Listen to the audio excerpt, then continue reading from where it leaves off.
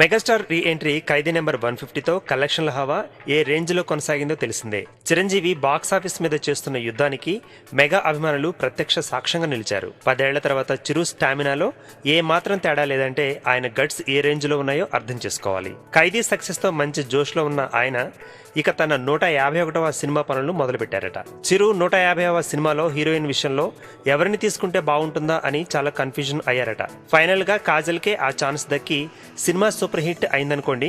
ఇక ఇప్పుడు 151వ cinema heroine విషయంలో కూడా ఎప్పటి నుండో ఆలోచన చేస్తున్నారట. చిరంజీవి పక్కన అనుష్క ఓకేలా ఉన్న సైజ్ విషయంలో మాత్రం మరికాస్త సమయం పడుతుందట. అందుకే ఈసారి శృతి హాసన్ ను తీసుకునే ఆలోచన చేస్తున్నారు. మెగాస్టార్ పక్కన శృతి హాసన్ బాగుంటుందా అంటే బాగా ఉండేట్టు చేయాల్సిందే అంటున్నారు. సీనియర్ స్టార్ హీరోలకు హీరోయిన్స్ సమస్యగా మారారు. తనయులతో చేసిన కుర్ర హీరోయిన్స్ తమ పక్కన చేస్తే ఎలా ఉంటారో అని భయం పట్టుకుంది. శృతి హాసన్ నిర్ణయం పట్ల ఎవరెలా స్పందిస్తారో చూడాలి.